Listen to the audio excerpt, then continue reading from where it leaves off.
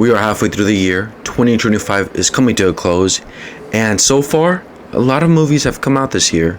Which ones have stood out to you, and what are your top 10? Let's get into it.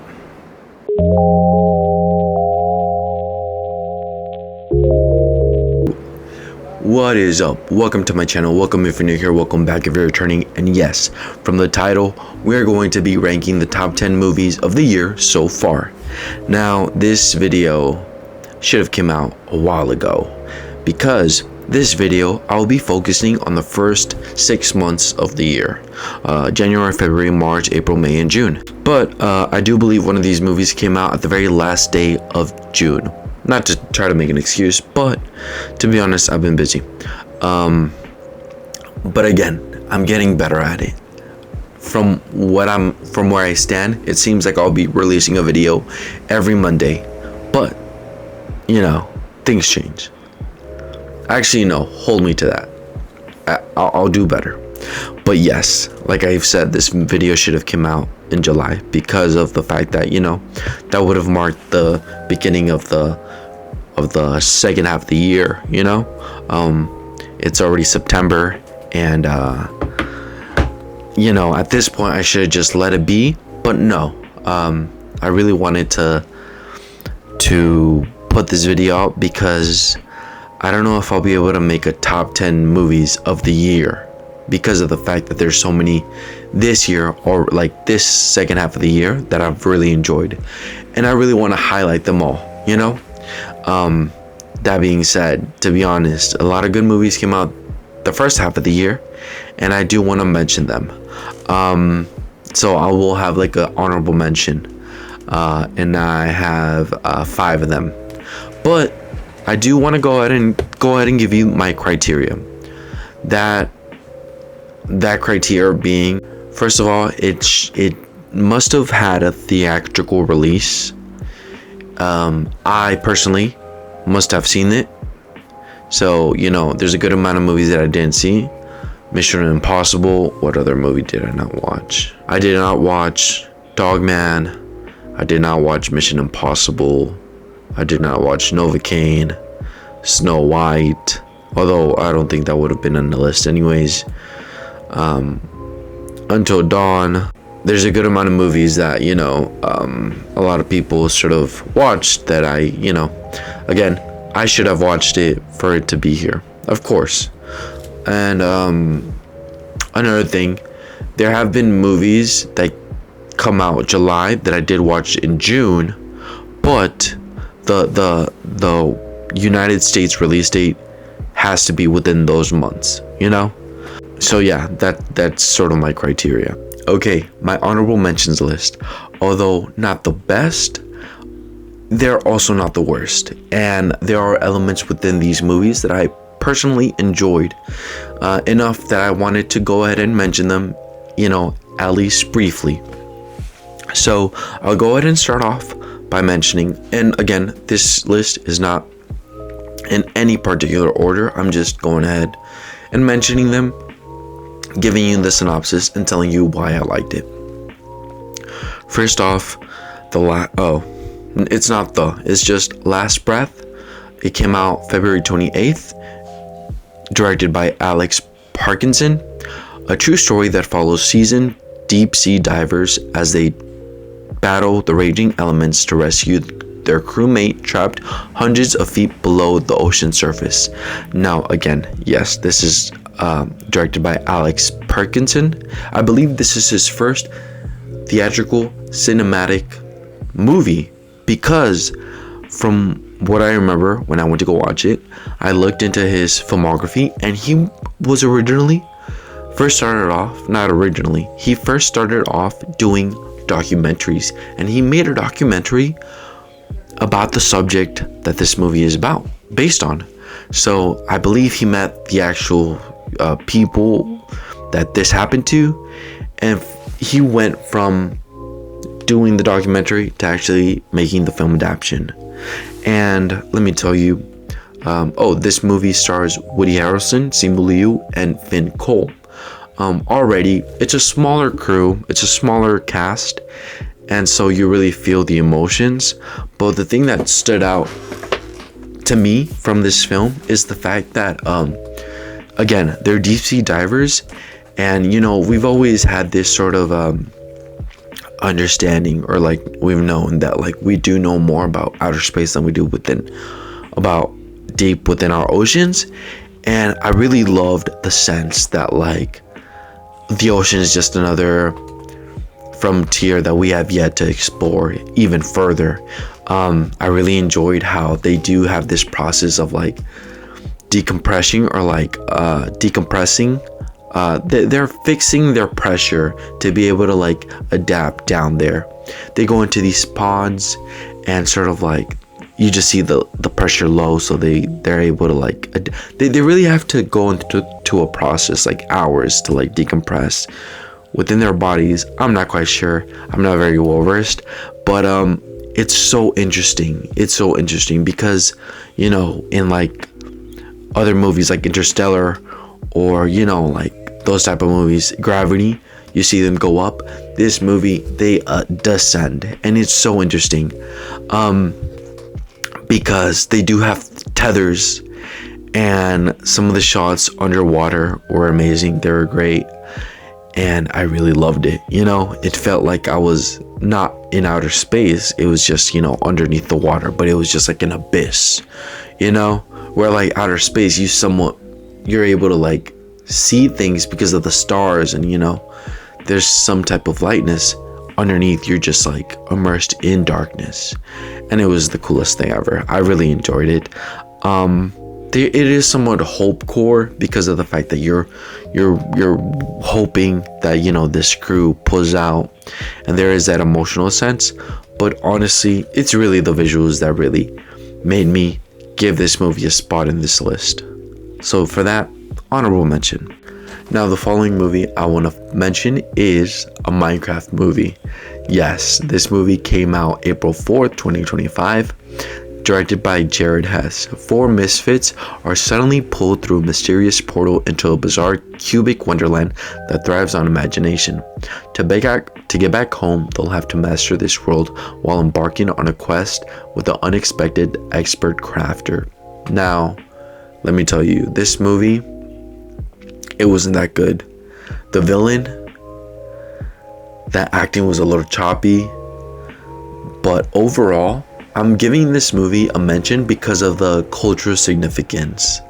The way people were at the movies, the younger people, you know, the media, advertising. You just had to be there, to be honest. I feel like this isn't as high, but like it's almost there with Barbenheimer, you know? But where Barbenheimer's movement was carried by two movies, this movie was carried by itself. This movie carried it on its own. And let me tell you, it made people mobilize. It made people, young people, mobilize to the movie theaters, and I really enjoy that. Honestly, go support your movie theater.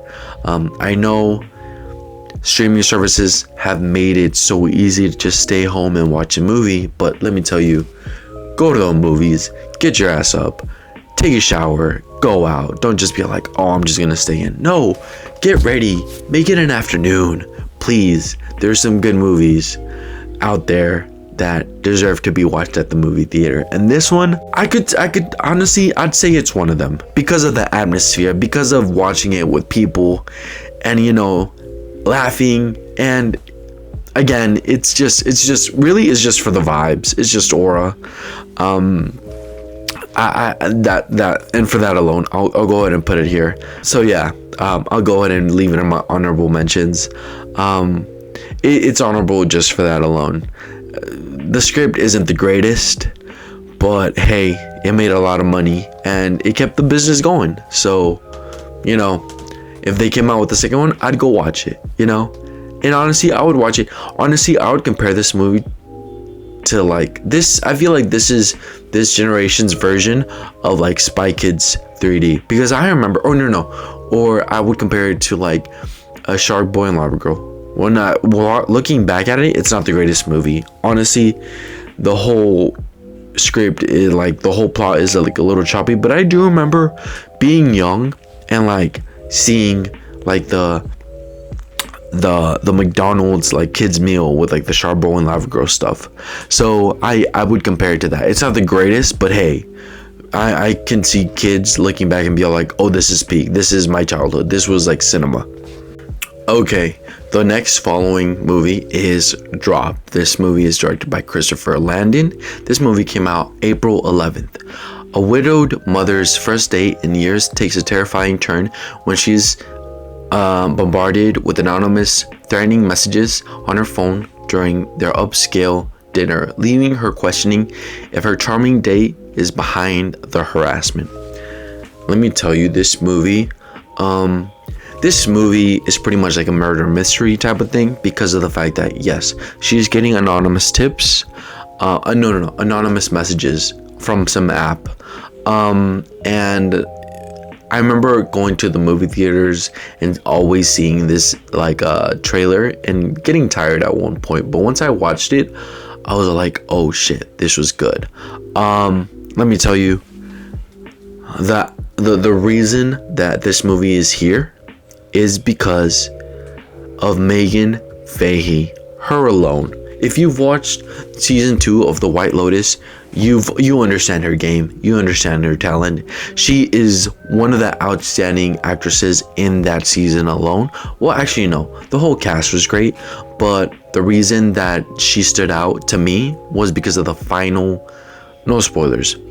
Actually, this whole video is no spoilers, but at the very end of that season, she has a monologue. Let me tell you, this movie is very heavy. Because although just from the trailers and the description, you would think it's just, oh, like a you know, it is a mystery, but within the movie, the subject matters, there are some deep themes about domestic violence and abuse, and you know, going through that. So that those themes are heavy, and I believe they're executed very well. But I will say the ending just sort of falls apart. Everything was so good. The build up, the tension, the acting, the whole setup, the whole movie just being concealed within this one restaurant, and you know, going to the restroom, going to the bar, going back to the table. It's so dynamic, and it's so like just like within its like little corner that it feels intimate, and I really enjoyed it. But honestly, the ending, it just didn't hit for me. That's why it's not in the top 10, but it is in the honorable mentions because of Megan Fahey alone. She is a great actress. Honestly, anything she comes out with next, I would go see it. She is a great actress. She carried this movie, to be honest. So yeah, that's what I'll say. Honestly, watch this movie for her performance alone. Great movie. I mean, great actress. Okay, so this movie, it's a bit controversial, because of the leading man. This movie, it's a bit controversial, but around the time that it came out, I did see a good amount of people dropping reviews, but starting off their reviews with like, hey, you know, this person did this. So yeah, I'd like to acknowledge that this guy, you know, he did some bad things, but to be honest, this movie piqued my curiosity, and it doesn't seem like he's gonna go anywhere. Like, he's not gonna get any more work. So I do have the AMC Stubs like member, so I was like, I would just go watch this. I'm gonna be able to watch it for free anyways, and I did. So this movie is Magazine Dreams. This movie came out March 25th, 2025. This movie was originally, it hit the festivals during 2023, and it had a original release date of 2024. But with the whole,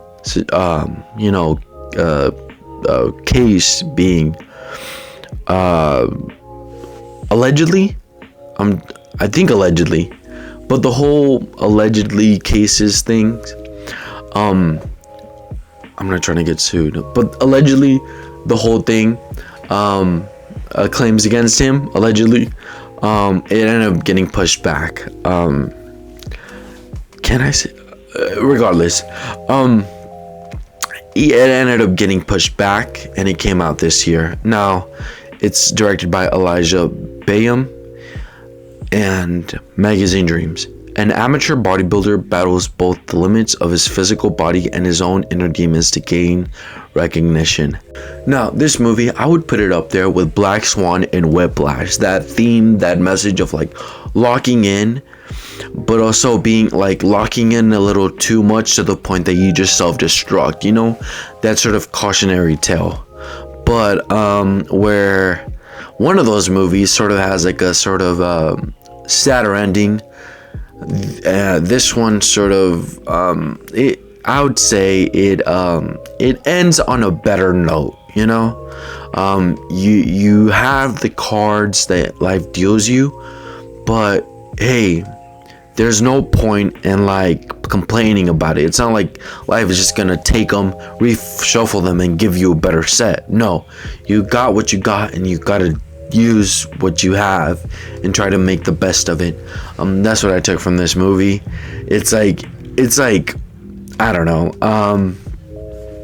It was a good movie. I enjoyed it, but again, the actor, he had a great performance. But hey, like what you do out in the real world, you know, it has like real consequences, and you know, I don't condone him. Like, he is facing those consequences now, so there's that silver lining. But he had a great performance. I would recommend you go watch this.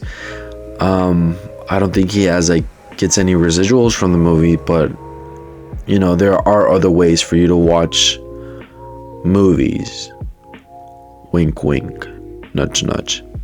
So yeah, with that being said, let's go ahead and jump into my top 10 movies of the year. Alright, starting off at number 10, I have picked Thunderbolts. Yes, this is the 36th movie in the Marvel franchise, directed by Jake Schreier, who is, I believe he directed Paper Town, but most recently, he directed Beef, which came out in Netflix. Now, this movie came out May the 2nd, 2025, and after finding themselves ensnared in a death trap, an unconventional team of anti-heroes must go on a dangerous mission that will force them to confront the darkest corners of their past. Now, I do know, okay, so in terms of Marvel, I haven't been keeping up with Marvel as much. People know, well, if you've watched my Superman review, you know that I'm a way bigger DC fan, but even them, they've faulted. But regardless, I've been to every movie that they've come out with. But when it comes to Marvel, I'm very, you know, I can go, I don't have to go, you know. I didn't watch Ant-Man or what's it called? Oh, which one came out this year? Captain America, New World Order. But this one, let me tell you, I was compelled. I was intrigued. When it first came out, when the first trailer came out, I loved the cover of Where Is My Mind? So I was like, you know what? I'm hooked. And honestly, it was a very deep movie. When it comes to sort of that theme of the family that you choose, I had sort of gotten it from Guardians of the Galaxy. The second movie actually made me somewhat tear up. I haven't watched the third Guardians of the Galaxy movie, but from what I've heard, it's really good. But I remember the second one, you know, that message or that theme of like the family that you choose, not the one that you have, sort of like really hit me. And so, from my understanding, I don't think they're making any more Guardians of the Galaxy movies. So it seems as though this team is the new team that sort of has that sort of feel, that sort of theme. I could be wrong. Correct me if I am wrong. But from what I got here, from what I saw here, I got that feeling, but way more deep. That sense or that sort of feeling that you get where it's like you don't have anybody, but not only do you not have anybody, but nobody wants you, was a really big theme here. Or not knowing where you're going in life, or you don't know what you're doing, that you're just so sad, this movie really goes into some very deep, dark places. And honestly, I respect it for it. I know some people might, expect wall-to-wall action from Marvel movies, which, granted, that is what they build up. That is what built their franchise up. But, this was really meaty when it comes to character development. I know I said that I haven't watched any of the I haven't watched Captain America or the Third Guardian. Like, there's some things that I just haven't watched. The Marvel shows, I've only watched the first season of Loki, WandaVision, and Hawkeye. But I have watched everything that's come out. Well, like everything that this movie is sort of tied to. I've watched Black Widow. I've watched Falcon and the Winter Soldier. I definitely watched that. That was like early in the pandemic. I did watch Ant-Man, the second one, Ant-Man and the Wasp. I didn't watch Quantumania, and I did watch what else ties into this? That's really it. Oh, and I guess Hawkeye, because Julia Louis-Dreyfus, she's a great actress. If you watch her on Seinfeld, she's a comedic genius. But just in general, she's a really good actress. She was also on that show Veep, which I occasionally watch, like an episode here and there. I remember watching some clips as well. But overall, she's a great actress, so she's a real nice treat to see here. But I did watch the essentials to watch this movie. They're not really essentials, but let me tell you, having watched those, it really gave me it made it meatier with the character development and knowing where they came from and how much it meant that they had this sort of group to support them because of everything that they've been through. So for that, I really enjoyed it. And again, it's not a lot of action, but let me tell you, it doesn't need it. It's very emotional, and I really enjoyed it. So for that, I'll give it.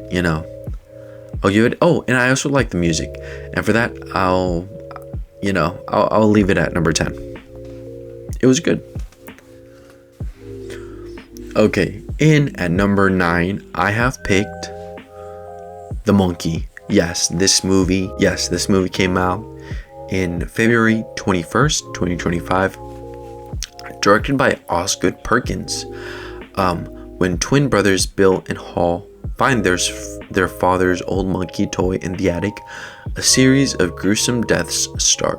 The siblings decide to throw the toy away and move on with their lives, growing apart over the years. Now, yes, this movie is about a toy monkey. It's sort of like I'm trying to think of a movie that it's sort of like Monkey's Paw mixed with Final Destination. The monkey paw being, this monkey paw that grants you your wish, but it comes with a cost. Except this monkey doesn't grant any wishes. The only thing it does is you wind it up, it plays a little drum, and then somebody dies. I guess you could try to use it to kill somebody, but just because you wind it up and your intent is to kill somebody, it doesn't mean it's gonna specifically kill that one person. Hell, it might even kill you. But regardless, this movie, the reason I chose it, it's also based on a short story by Stephen King. The reason I chose it is because of personal reasons, and I'm gonna open up a little bit here, but a while back I went through something quite emotional. I was feeling quite sad, and I'm gonna be honest. I'm gonna be so honest because it is important. I wasn't emotionally there, mentally there. I was just so sad and depressed, and it was because of just thinking about your own mortality. Just realizing that time is just going so fast, and it's like, seeing your own father grow older, or like your family, and it's just, I don't know, I was really going through it. And this movie, at one point, it wouldn't have been great for me to like watch, because of the fact that it's like, oh my gosh, this is so much death. It would have been such a morbid thing for me to watch, but eventually I did I did get through it, like being closer with my family, because of the fact that it's like, inevitably we're all gonna go towards this, and it's like everything has to come to an end, even ourselves, even us, we're biological, we die type of thing. And let me tell you, this movie, as I went to go watch it, I was a little iffy just because of the subject matter. And let me tell you, I walked out with like an optimistic type of feel. Like, not an optimistic, but like I was like, oh, like this movie, because of all the death and all the gore, like it ends in a great note. And that's like, yes, we're all gonna die eventually, one day, but right now we still have like the people that love us and that mean the world to us. And so like, let's just dance. And that's a message that is driven really well by Tatiana Maslany, who plays the mom of Theo James, who plays the twins. She's just great. She's like, it's like, there's nothing we can do. We will die. And it's a sad thing, but like right now, it's fine. It's okay. We have the people that we love, type of thing. So, I thought I was gonna be able to have issues with it. Nobody wants to die. I definitely don't. But it's just part of life. You know what I mean? And so this movie really stuck with me. And I think it's so interesting because of the fact that like Osgood Perkins, his from what I read, from what I saw, he really wanted to emphasize that message, because of the fact that like his parents died under very odd circumstances. If you want to look it up, go ahead and look it up. So for him to like have lost his parents and like, sort of like have like that sorrow and mourning, and yet like be able to like have this like very positive message at the end of the movie, it's just incredible. And it really stuck with me, and I really enjoyed that. It is a gory movie, but let me tell you, although it's a dark comedy and a horror movie, it has a really good message. It has a pretty nice message. So that's why I really enjoyed it, to be honest with you. And yeah, that's number 9. I know I got a little deep, but I'm just trying to be honest, Maybe I'll cut all that out. I don't know. Okay, now in number 8, I have picked Mickey 17. Now, this movie came out March 7th, 2025. It is directed by Bong Joon-ho, and the synopsis is: during a human expedition to colonize space, Mickey 17, a so-called expendable employee, is sent to explore an ice planet. Now, this movie, yes, it is directed by Bong Joon-ho, Academy Award-winning Bong Joon-ho, Oscar-winning, and it stars Robert Pattinson along with Steven Yeun, Mark Ruffalo, and Toni Collette, I believe that's her name. It also has what's her name? There's like 2 other actresses. Naomi Aki playing Nasha. Now, this movie, Again, it's directed by Bong Joon-ho, who of course is an Academy Award winner because of his movie Parasite, which came out before this movie. So off the success of Parasite, people were very curious about what was his next project. What was, it was very highly anticipated. Once you win an Oscar, you're just dying to see what the creator, what the person's gonna do next. This is what he did, and unfortunately, not a lot of people liked it. But let me tell you, I did. It's a very simple story. It's very much what I would compare it to is maybe like Okja, which I believe he directed actually. Yes, he did direct Okja. Damn, maybe it is a bad thing that this movie feels like two of his other movies, just because it seems like he's just like sort of like cannibalizing his own projects. But I personally liked it. It's like Okja means Snowpiercer because of the fact that there is like this sort of theme of like, should we like, just because there's like a species within this movie that is very misunderstood, and this like colony that's like space traveling kind of wants to like colonize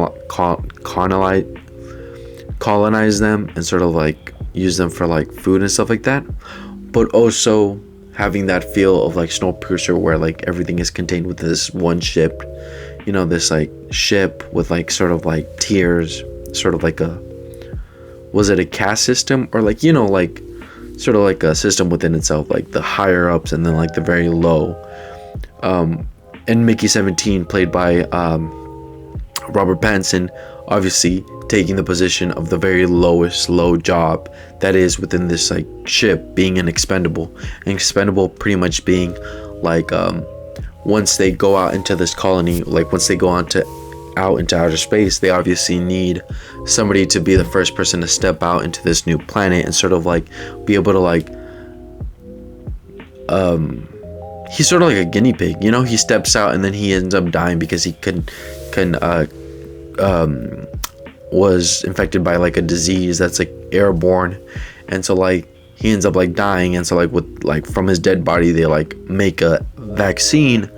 But then so like the thing is, every time he dies, his like conscious, everything he's like gone through, his memory just goes straight to this machine that sort of like makes another copy. So like every time he dies, all of his memories just get sent back to the machine, and then like a whole new copy makes. So to the point that then there ends up being like 17. But let me tell you, this movie was really great. I enjoyed it. It is 2 hours and 17 minutes, and I feel like it flew by fast. Again, I know a lot of people didn't like it, but it's in my list just because of the fact that like you would think the cloning would just be like a throwaway like mechanism for the story, but there's like more to it. There's like a history of like how the cloning even began and why it's illegal for there to be several clones at once, and it was so interesting. I really enjoyed it. And also Robert Pattinson, he played the Batman. I know a lot of people know him from the Twilight movies, but he really is like a force. Like, he's a great actor. He's one of the greatest actors of this generation. He really is. And honestly, anything that comes out, I would go watch it. He's a great Batman, and he did a great job here as Mickey 17 and as Mickey 18. He has several copies, but he's a really good actor. So and for that, I'll recommend it to you. I really think this would be a great movie for you to watch, if you're really like, looking for something to watch from Robert Pattinson. This, and also Tenet. He's a great actor, let me tell you. Alright, so in number 7, I have chosen, drumroll please, I have chosen Elio. Now this movie has several directors because it is animation. It is directed by Adrian Molina, Madeline Sharafian, and Dom Shi. I do apologize if I mispronounce those names. This movie was released June 20th, 2025. Elio, a space fanatic with an active imagination, finds himself on a cosmic misadventure where he must form new bonds with alien life forms, navigate a crisis of intergalactic proportions, and somehow discover who he is truly meant to be. Now, in an age of remakes and sequels, let's see, this year alone there was Snow White, which was a remake, Lilo and Stitch, which was a live action remake, yeah. Lilo and Stitch, Snow White, Freakier Friday, which is a sequel, Superman, which is a remake, you know, Fantastic Four, which is a remake, you know, like in an age where we have so many remakes, sometimes it's refreshing to see new ideas, new original stuff, you know, and this is up there with one of them. This is up there with the original stuff. It really stuck out. The animation was great. The main character, Elio Solis, was like adorable, but also like tragic. Again, he's really obsessed with like wanting to be abducted. He wants to go out to outer space. The setup is that like he lost his parents very early on in the movie. You realize that he lost his parents. He's an orphan, but he lives with his aunt. But he has trouble adapting, or like sort of what's the word? Sort of adjusting to life, you know, with her. And it seems like he just really wants to go to outer space because of the unknown, and just like he just feels like he's not wanted, or there's nothing left here on Earth for him, which is a very sad thing, you know, for him to lose his parents and be all like, I don't have anything here, so I want to go out there. And honestly, the one thing that I would compare this movie to, message and all, is Ad Astra. You know, if you've watched Ad Astra, slight spoilers for the movie Ad Astra, there's this sort of sense of like humanity being obsessed, or like wanting to learn what's out there. If there's life out there in outer space, are we alone? You know, as a people, are we alone? But within the main character of Brad Pitt, or even Elio, they feel alone. So they like individually want to know what's out there and want to find it. Little do they know, everything we need, or everything we're looking for, is here on this little ball of dirt we call Earth and home. You know, and it's a very touching thing. There's a part at the very end of this movie that it's like, he does very well out there in outer space, but like he thinks that he doesn't have anybody here on Earth, but like when it comes to like needing help, there's so many like resources and like communities that like reach out to him and like help him. And that shit really hit me, because it's like nobody is ever truly alone, you know? Like you might feel it, but let me tell you, you're really not. And all it takes is for you to just like reach out to people. And that was such a strong message. I know it's an animated movie, but like it's a great message for kids, but like it's a great message for everybody, you know, no matter the age, you know. And I really enjoyed it. I really did. So for that, I would and also Elio Solis, he's Hispanic. I didn't realize it until like I like listening, like hearing the last name Solis. Actually, I don't think I've ever, well, maybe I have met a Solis, or like it definitely sounds Hispanic, but like I didn't think much of it until, again, no spoilers, but like there's a scene where he's sort of in outer space and they have advanced technology, and they have this fabricator that makes foods, and he makes pizza and burgers, but he also makes like empanadas. And I was like, oh shit. Oh no, he makes a concha, which is like a Mexican pastry. He makes a concha, and I was like, oh shit, that's like, you know, I was like, oh, he's Hispanic, he's probably Mexican, and that was I really enjoyed that. So you know, I like the representation. I really enjoyed the representation, even though it wasn't like the main focus. It was just like a story, and it was just like a little like blink and you'll miss it type of detail. You know, I really enjoyed that. So yeah, that is my number 7. Okay, in number 6, I have picked, drumroll, brr, Final Destination Bloodlines. Yes, this movie came out May 16th, 2025, directed by Zach Lipovsky and Adam B. Stain. Plagued by a recurring violent nightmare, a college student returns home to find one person who can find the one person who can break the cycle and save her family from the horrific fate that inevitably awaits them. I am so sorry. Yes, this movie is how many movies are there? Final Destination 2, Final Destination 4, Final Destination. I think this is the 6th film in the franchise. Yeah, so if you'd like to know my deeper thoughts in the movie, you can go ahead and watch my review, which I have it up. But overall, I really enjoyed this movie because of the fact, I'm just gonna reiterate some of the things that I said in the video, but because of the fact that, you know, it's not as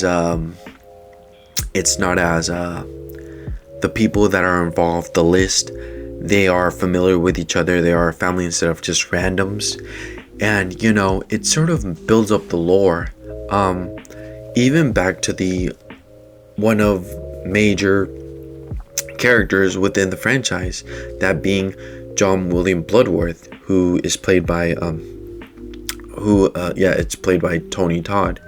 This is his last film. Like I've said in my review, I do wish it could have had like a bit deeper meaning, sort of like the monkey, you know. We do somewhat get that with Tony Todd's last and final speech within the franchise, but overall, this movie, it was the scenes, the deaths, the major events were leveled up. You know, visually they were great. The first sequence was amazing, and then one of the very last deaths was also great. You know, it was good. Honestly, I replaced the Minecraft movie with this one in the list just because of the fact that you know, this movie again in a time where franchises and remakes and sequels are sort of like dominating, this movie was able to like come back after years. Let me see when the last one came out. The last one came out in 2011. So for it to take that long of a pause and still be able to like bring a lot of fans back into it, and you know, have that hype, it's incredible, you know. It really is. I would say that, you know, Minecraft has that sort of like, I'm comparing it to Minecraft in terms of like it being like a sort of like an event. Minecraft has like little children and stuff like that, you know, and like gamers, but this one, it was just like targeted towards like the horror fanatics. So it's like has like a smaller group, and it did really well, and for that, like, I would give it its props. And it was honestly a step up from the first one, maybe on par with the I mean, it's on par with like some of the early ones, you know. It was a really good movie, and for that, I would rank it a little bit higher, and at number 6. All right, so now we are at my top 5. We have cracked the top 5, and in number 5, I have picked How to Train Your Dragon. Yes, this movie was released June 13th, 2025. It is directed by Dean Du Bois, as an ancient threat endangers both Vikings and dragons alike on the Isle of Berk. The friendship between Hiccup and an inventive Viking and Toothless, a night fury dragon, become the key to both species forging a new future together. Now, yes, this movie is a remake, a live action remake. Okay, yes, as I've alluded somewhat in this video, I wouldn't straight up say it, but like the franchise, I mean the film industry is somewhat, I could see it somewhat, I could see somebody making the argument that it's like somewhat originally bankrupt, sort of just depended on like remakes and sequels to sort of carry the whole industry. But let me tell you, sometimes remakes do hit. They really do. The only remake that I can stand on and say that it's really good is Jungle Book. That's the only one that I ever watched and was like, that's really good. I've never watched any of the other ones. But let me tell you, the one after the Jungle Book that I would recommend is this one, How to Train Your Dragon. Now, the original movie came out in 2010, and it was also directed by Dean Du Bois. So, you know, you would think they would ask somebody else to come in and direct it, but no, they're all like, hey, if it ain't broken, don't try to fix it, or whatever their saying is. So they brought him back, and let me tell you, the reason that I went to go watch this is because of the fact that, you know, never really got big into dragons up until the Game of Thrones, House of the Dragon fandom movement. You know, I was there. I think I picked up Game of Thrones when it was like, what was season 4 or season 5 maybe. But really enjoyed Daenerys Targaryen, the dragons, House of the Dragon. I started it, haven't finished it, just because I thought I was gonna do reactions. But let me tell you, those dragons, the flying, it's super cool. And so that was this selling point. And it looked pretty. It honestly, the thing that sort of like gave me some hesitation is the fact that it very much looked like it was very like shot by shot adaptation. And I know that some of the people have found issues with that when it comes to like The Lion King, because it was very shot for shot. The Lion King was shot for shot, and it was sort of disrespectful to the original creators and directors of that movie, because of the fact that it's like, you're pretty much copying and pasting everything we're doing, but you're getting all the flowers and all the credit. This one, it was the same director, so I kind of like, okay, at least the people who made the original are gonna come back and do it again and get the same credit, you know? It's like, you do it, you get all the praise. I come back, do it years later, do it all how you did it, and then get all the praise again. I think it's kind of messed up. But here, Dean Du Bois came back. He did it himself. But let me tell you, the dragon scenes, the flying scenes, they were way better. So much better. So much. They were really cool. I watched it in Adobe screen. If you're gonna watch this, only a premium screen would like do it justice. But aside from that, aside from the dragons and like, you know, the sky action, the acting really sold it, you know. And I'll be honest, I did watch the original version before watching this one. I watched it the day before, and it was good, it was okay. But one thing that I do want to say is that Mason Thames, who plays Hiccup, and Gerard Butler, who came back to reprise his role as Stoic, I think Stoic the Brave or something like that, Stoic. Their dynamic as father and son excels. Like, it's way better. It's felt even deeper than the original depiction in the animation. I will, you know, like, of course I don't want to down talk animation, but here they can really, you know, like, invoke that emotion through their acting, their facial, their faces, you know, facial expressions. So there's a part if you watch the original, actually I won't even spoil it, but you know, there's sort of a breaking point between them where there is sort of like an argument, and some things are said that they kind of regret. So that part really stuck out with me. It made me teary-eyed. You know, I was like, oh damn.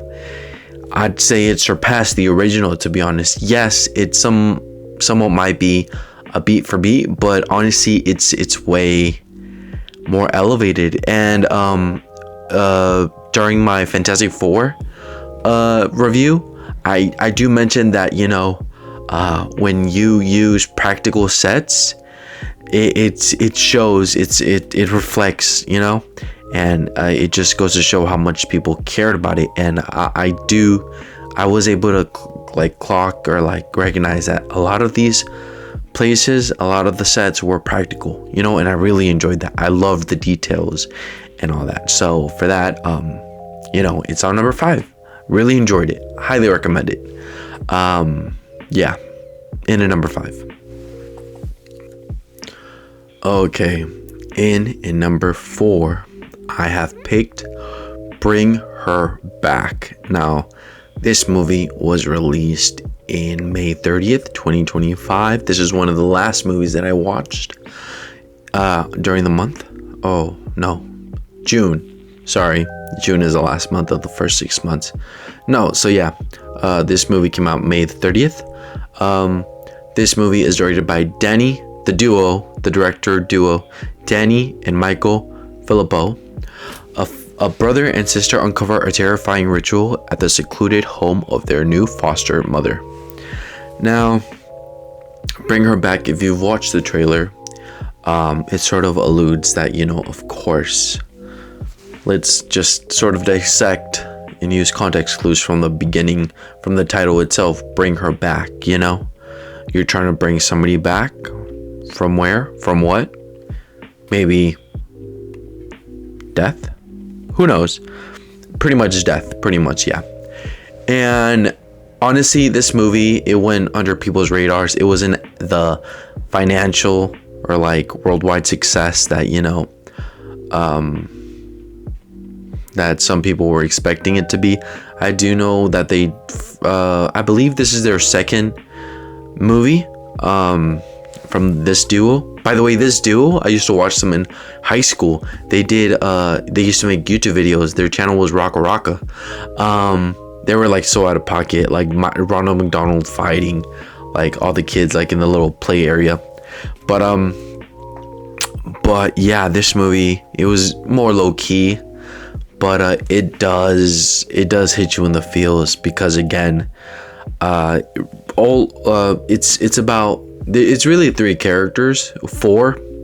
It's a brother and a sister, and then the foster mother. And then the foster mother does have a little boy named Oliver, played by Jonah Wren Phillips, who's great. The foster mother is Sally Hawkins, who plays Laura. The brother is Billy Barat, who plays Andy, who's great. He's a great actor. For a young person, he's a great actor. And then Sora Wong, who plays Piper, who is actually, I believe, partially blind or is blind. So I'm glad that, you know, they did hire somebody for this role. Does it play into the story? Maybe it does. I don't know if like, I'm not sure if the script was originally a child who was blind, or they were looking for somebody and then they were like, this is the best pick, so they brought it into it. Regardless, Sora Wong, you know, she is blind and she played the role well. But here the standouts are Sally Hawkins and Billy Barrett. Let me tell you, this movie, it is a horror movie, but really it's a drama. I feel like it was a drama. It was really sad at you know, where the monkey sort of spoke or like centered its theme or its message on like, we are all gonna die, so let's just accept it and, you know, rejoice and be happy with what we have right now, this movie very much sort of centers around the people that are like left behind, you know, and their grief and their sometimes trauma from the people that have passed. And it's really deep and it's really sad.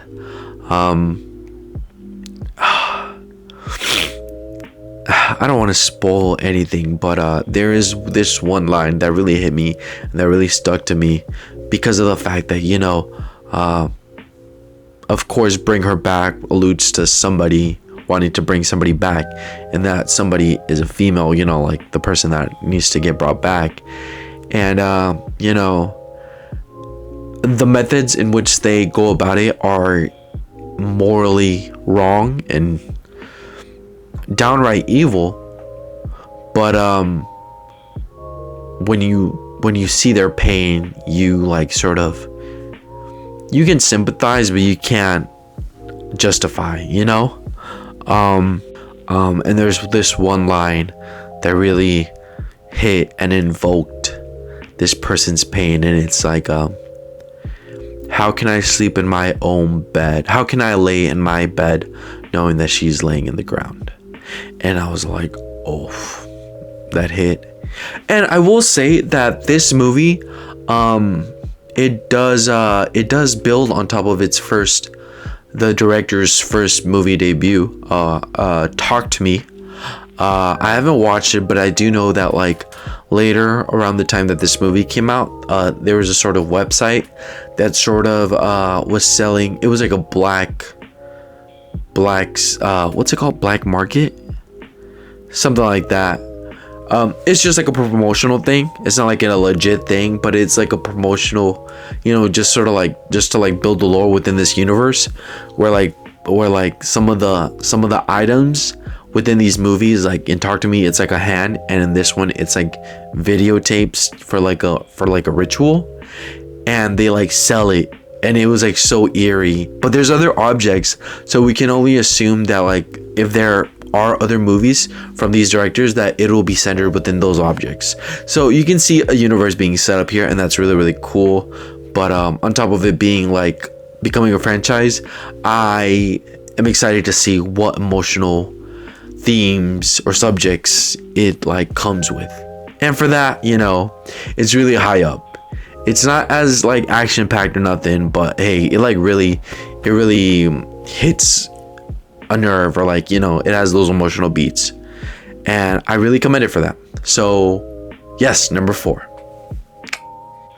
Okay, yes, we are finally down to our top 3 now. I really need to hurry up because I'm at like 26%, so let's just knock these out. Yes, number 3, coming in number 3 is F1 the movie. This movie is directed by Joseph Kosinski. It came out in June 27th, 2025, of course. And a Formula 1 driver comes out of retirement to mentor and team up with a young driver. Now, yes, this movie centers Brad Pitt and Damson Idris, who are 2 drivers for this brand called Apex. It's a Formula 1 team or whatever, ran by Javier Bardem, who plays Ruben Cervantes, and one of the people in his team is Carrie Condo's Kate McKenna, and you know, several other people. But let me tell you, this movie is in my list because of the music and the visuals. I am familiar with Joseph Kosinski. He directed Oblivion, which I didn't see, and also Top Gun Maverick, which I also did not see. I do recognize that he was part of those movies, and both those movies are from star Tom Cruise, so I know that he's had partnerships with them. But one thing that I was aware of, that in Top Gun Maverick, there were cameras attached to those planes, so they used real footage of planes in the air. So in this movie, it was it was talked about, I did hear that cameras are going to be mounted on the cars, you know, instead of it just being like a green screen and like a car and then, you know, just that. So yeah, I was excited. Ever since I heard that, I was excited. Obviously not as excited for me to like go back and watch Top Gun Maverick. I will eventually. Maybe I'll record like a reaction to it and put it in the channel. But let me tell you, the music really elevated. Like, I went to go watch this in a Dolby movie theater, and it was great. The racing was amazing, but also like the way that I'm not really familiar with F1 races and the rules, but I really did enjoy Brad Pitt's Sonny Hayes character. He's very much like a no nonsense. Well, he plays around, but at the end of the day, he's serious. He's very disciplined. I really liked his sort of like back and forth with you know, him being the older person versus the newer generation, played by Damson Idris as Joshua Pierce. I love their dynamic, you know, sort of their back and forth within this. Like, they're obviously like in a team, but they obviously have that like rivalry, and it was like a pretty iconic rivalry, you know, within themselves. I really enjoyed it. But also Sonny Hayes, the way he played the game of F1, you know, I love the teamwork that it like showed or represented. Again, I'm not really into racing, but honestly, I could see myself getting into it now. I did buy like a McLaren shirt from like Abercrombie and Fitch, but I really enjoyed it. And again, the music, Hans Zimmer knocked it out of the park. It very much reminded me of like Daft Punk's like techno music from like Tron Legacy. I love Tron Legacy, but like da da da da da. Oh, it was great. As soon as I left the theater, don't do this, I'm not condoning this, but I did get in the highway, cranked up that soundtrack, and I was like, fudge yeah, you know. It was so cool. Like, actually, that's kind of dangerous. Like, I really I was all like, I'm Sonny Hayes, I'm in my Sonny Hayes era type shit. But yeah, I really enjoyed this movie. The music was great. The visuals, I would recommend, although it's not in theaters anymore, but this is the type of movie that you go to the movie theaters to go watch. These top three, actually. I'm gonna go ahead and get into the other ones, but yeah, this movie, the racing, it was great. Honestly, I think it's better than like any of the other racing movies. This knocks out Fast and the Furious all the way out, except for Tokyo Drift. Tokyo Drift is that movie, but like, you know, it's really great. It really is, and I enjoyed it. So yeah, that is in number 3. All right, in number 2 is Warfare. Now, yes, this movie, when it first came out, it was a bit, shall I say, controversial. One of the main things that people kept on talking about is if it was propaganda. I could see some person's like argument for that, but honestly, actually, hold on. This movie, I'm so sorry. This movie came out April 11, 2025, and is directed by Alex Garland and Ray Mendoza. Yes, like I was saying, I could see some people's argument that this movie is propaganda, but really, this movie all around just shows like how nasty and ugly war is, from both sides, you know. It's the synopsis is: a platoon of Navy SEALs embark on a dangerous mission in Ramada, Iraq, 2006, with the chaos and brotherhood of war retold through the memories of the event. I do want to go ahead and emphasize from that description the chaos and brotherhood, although we do see the chaos from the people within this environment, you know, because it really much takes place within this home that this Navy SEAL comes in and like takes over, and like, you just like, it's an ugly business and terrible like business of like, you know, coming in and like disrupting these people's homes. They're like their home, you know, and their families, and it's ugly, but you see the way these young men sort of navigate that, you know, and like these are young men at the end of the day, and it's really heartbreaking all around for everybody involved.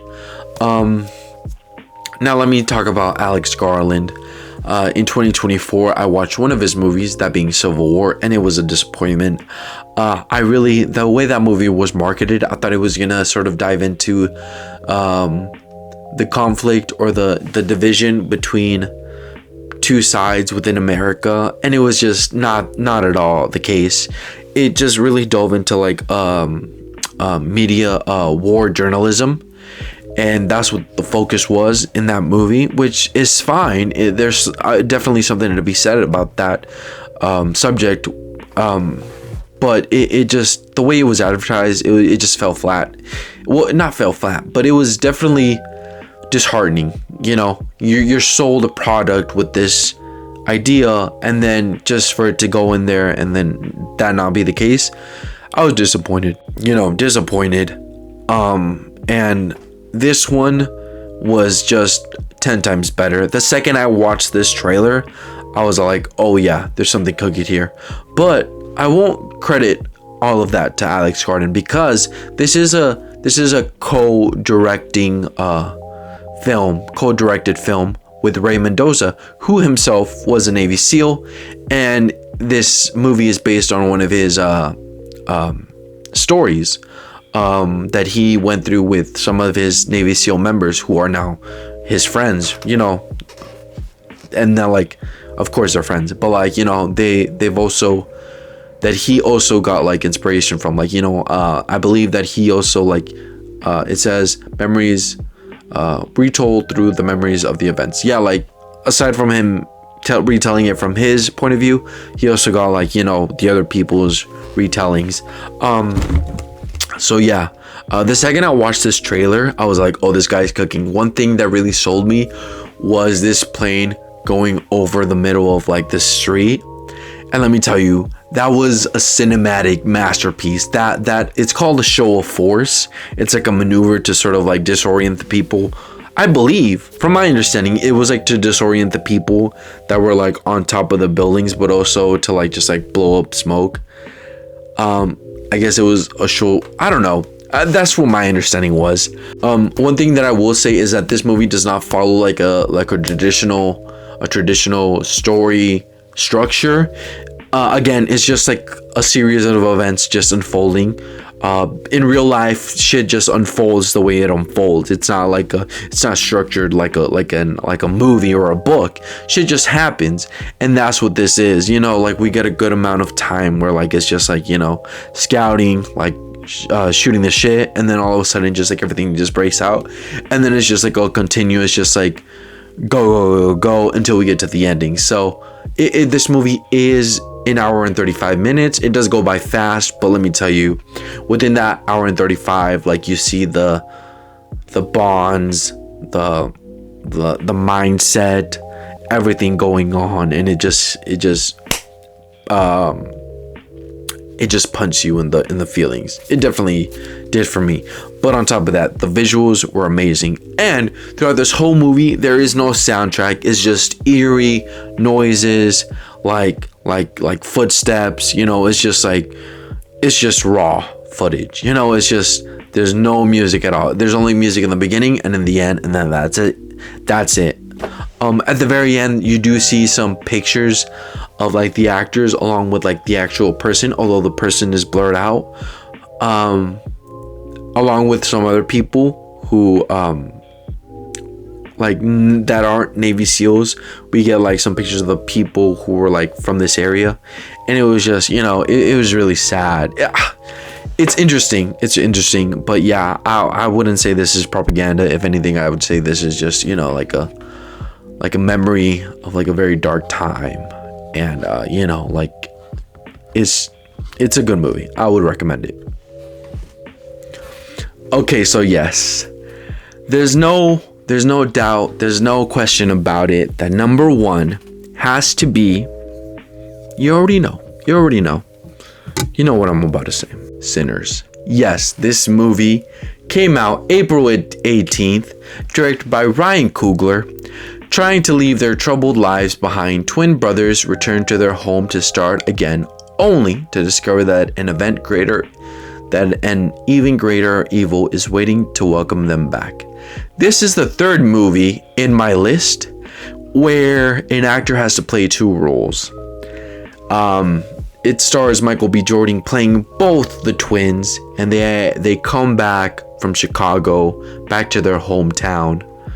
And they try to start a juke joint. Let me tell you, this movie is a horror movie. I would say it's more of an action, sci-fi. I wouldn't say it's like super scary. So, if you're like scared, give this movie a chance. It's not that scary. It's really good. Oh. Like, I don't even know how to describe it. This movie is amazing. Visually, audibly, the music is amazing, and the storytelling. There's really great world building within this movie. The first half is just them sort of assembling this juke joint, which is like a bar, I guess. What's a juke joint? Yeah, it's a juke joint. But you see the world building within this like community, and it's majority black people and like Asian people, and there are some Native Americans in here. But you see this community sort of like trying to build this community, like this place where they can, have fun, and that place being like invaded, from an evil outside force. Yes, this movie, all across the board, visually, everything, it's amazing. It's great, and one of the things that I really want to say that is just so breathtaking is the fact that although it's advertised as like a horror action movie, there's so many depths and layers within this movie, when it comes to like, obviously I'm not black, but like it does sort of like zone in like the black experience during this time, while also mixing like elements of like supernatural. But that supernatural element sort of like symbolizing so many other things, like in the surface area you can go watch it and be like, oh, that was a good, but like if you really dive into it, it's such a powerful and like deep story, this is a really good movie, great world building, and honestly, some people might come after me, but like I really want a sequel, and they set it up so well. One thing that I also want to say about this movie is that there's I wouldn't call it a musical, but there are some like there is some singing in here, but it is blended very well. It is blended very well, and there is an amazing scene halfway through the movie that's so amazing, that transcends space and time. It's so good. It is so good. Ryan Coogler, he wrote it and directed it, and he took like something that's done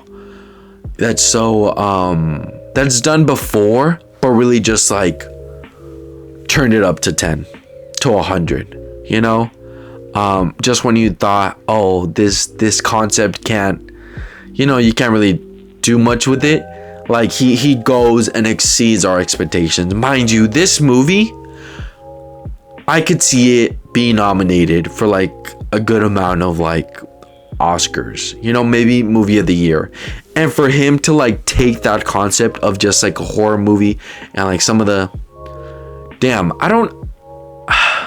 I know some of the people when it first came out went into it and just were like sort of like surprised by the subject, but like by like the element of it. But it seems like as time has gone on, people know what it is. So I'm just gonna go ahead and say it. There's vampires in this movie. Yes, there's vampires. It's not a spoiler, Although like in the beginning, not a lot of people knew that it was vampires, but I guess now it is. Now a lot of people know. I guess in the trailer you do sort of like, it does sort of seem like vampires, but like that's what it is. I know a lot of people were surprised when they first went to go watch it. I guess they hadn't seen the trailers. They just went in blind, which is great. But yeah, it's pretty much vampires. For him to take the concept of vampires, something that's been like done like for hundreds of, like a long ass time ago. I was gonna say hundreds of years. I guess it has been 100, because like Dracula, the original story, came out a long ass time ago.